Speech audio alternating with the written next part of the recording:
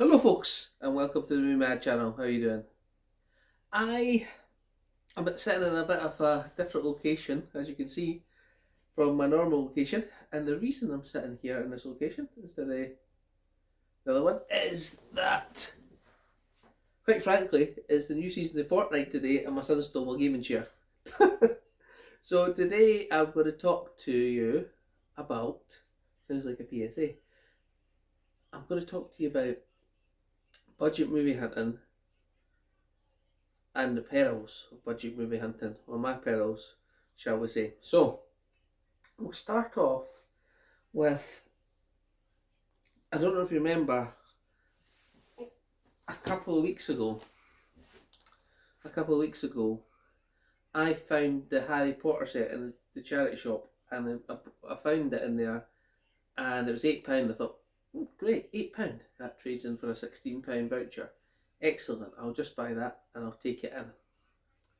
Now, I took it into CEX, and one of the discs was actually a DVD in the set, so you've got to be really careful if you're buying stuff to trade in that you've checked everything thoroughly. And I'll be honest with you, I'm guilty of not doing that as thoroughly as I should. But luckily, I went back to the same shop and they had the Deathly Hallows Part 1, and that's the one that was this. And so what I'd already done is I'd actually took my Harry Potter Blu-ray out the Blu-ray set and traded in the set, and I thought I'll just pick up the Blu-ray at some point. But when I back to the shop, they went, that was the wrong one that was in the set? Okay, great. Well, great. I said, well, tell you what, you can just keep this one and we'll not charge you for it. So that was just lucky. So that one will be going into this one will be going into my set. So the other, let's say, peril, that's one of the perils, is if you are looking to buy things to trade in, you have to be careful, but it's not always easy to check every disc in the shop.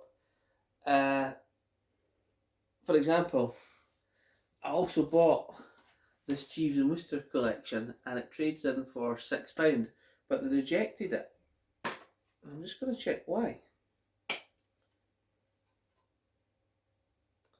Not too bad.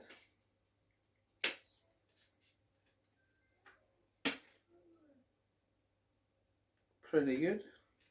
I'm going to check every disc, but I might eventually.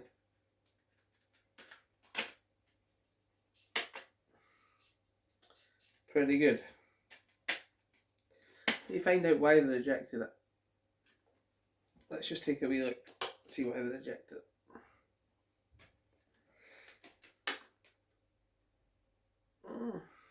It's alright to me.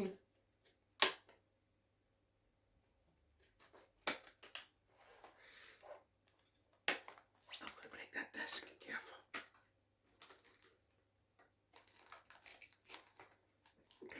Honestly, these cases are horrendous. No wonder the disc get damaged. Fine.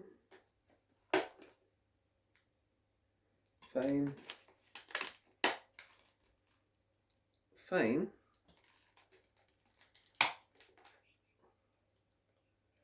I can't see anything wrong with these discs. Honestly, can't. And I've got no interest in Jeeves and Wooster, so I bought it to trade in. So let's just take a second and put this back together.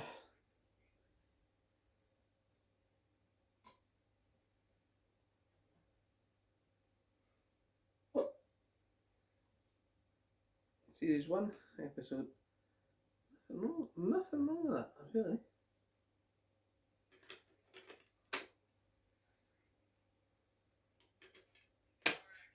I'm sure this is really interesting for you. I will try and get this done as quickly as possible.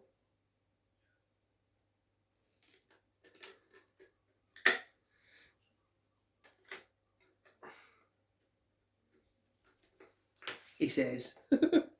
Right, but the whole point of what I'm saying is, if you are going to be trading things in, you have to look for certain things on this.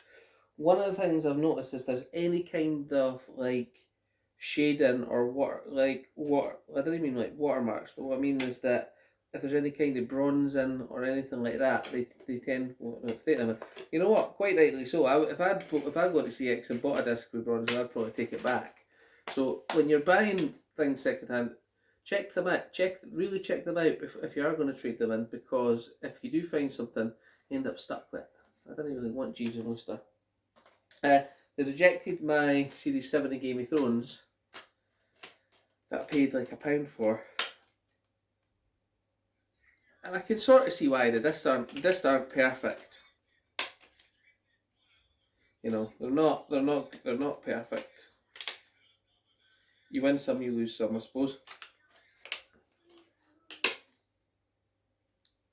They're not terrible either, though. They're not terrible. And the other one I found is I bought this whole series of Revenge, and I bought that just for £1. But season 2 has got one cracked disc in it. So which one is it? Right, I think you all know what a cracked disc looks like at the hub, but it's got one cracked disc in it, so they wouldn't take the whole set. Now I could split up these and trade in season 4 for £1.50, season 3 and season 2 trading for 10p each, you get £1.70. Season 1 and 2, I'm sorry, season 1 and 3 trade in for that 10p each. Season 4 trades in for £1.50, so I'd get £1.70.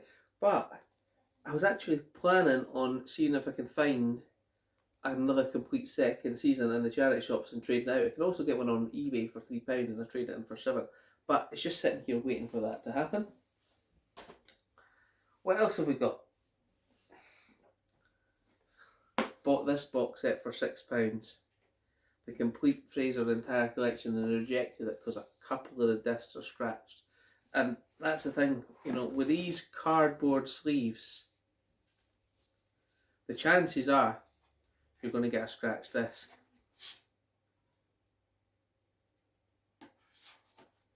And you know, I didn't want to take these in and out because even though I didn't particularly like that, I'm not going to chuck out an entire box set like that, 11 seasons, because it's got a couple of scratched discs. There's also, you know, like a disc repairing service. You can send them off to get them resurfaced if you really want to, but that's not going to work with cracked discs. So I paid £6 for that, so I lost on that too. So what's that? About £7 a lost revenue, shall we say. I also picked this up for £1, not realising it says disc 2 missing. So again, I've got another set with one disc missing. And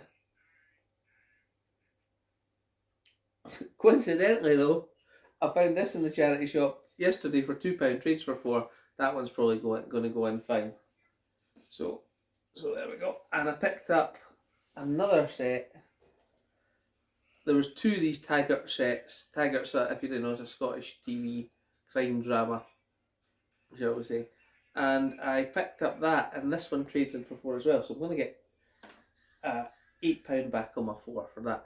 And the reason I'm doing this at the moment is I actually seen on Magpie Movies a nice Clint Eastwood 20 disc box set, and it's £38 on CEX, I think, 38 or 35.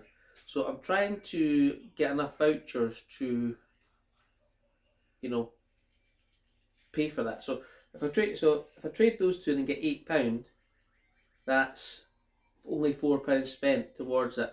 I also traded in a copy of that Dr. Mordred. 88 Films has a 25% sale on at the moment, and if you buy Dr. Mordred, it trades in for 10, and it's £4.99 on the site. So you can get 2 copies for £8.99 and get essentially £20 voucher. So I've done that. So that'll be £8.99 plus the 4, so that's 13, and I'll have £28 of vouchers. So I'm only need to find another 10 to get that Clint Eastwood box set that I want. So once I've done that and I've got the Dr. Mordred's traded in, that'll be good. And I picked this one up, and I seen this in the charity shop, and it says it's exempt from region, and I have no idea how, or if this is a UK set or not. It says Green Umbrella on it, and that is Bonanza 8 DVD set. It's got like 10, 60, 20 episodes on it.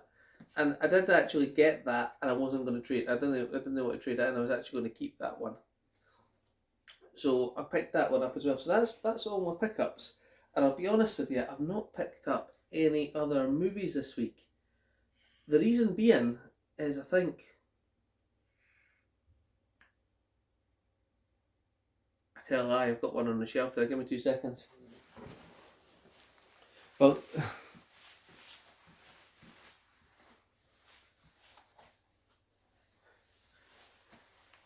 this was actually Saturday last week. I don't know if I showed it in the video, but I picked up the first series of True Detective, which I've watched, which is really good, with Matthew McConaughey and Woody Harrelson in it. And that was $1.99. I thought that was a good deal, so I took that one. But all of these things that I do to enhance my collection, and I have no more space in my collection. Honestly, I don't have any more space. He says that and then he buys a Bonanza box set and he's keeping the Fraser box set. But I didn't really want to keep the Fraser box set. Tough one. But to make more space on my Blu-ray shelves, I did do this once already, and I put 50 Blu-rays, decased them, and put them in these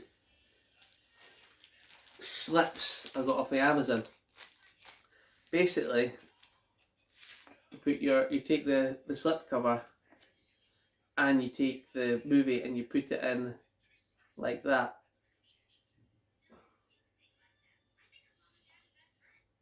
If you really want to, you can get a folder to put them. You can get a folder to put them in. But it says stores one disc, practical closing flap, saves 70% space, which is a really, really good thing. So I'm gonna put some more of my movies in these plastic covers. I'll just show you an example. I'll show you an example. Keep getting up here. Keep getting up.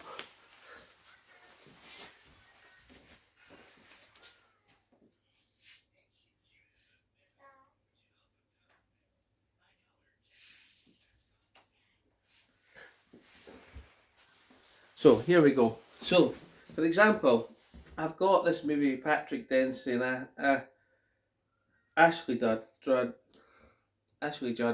Flypaper.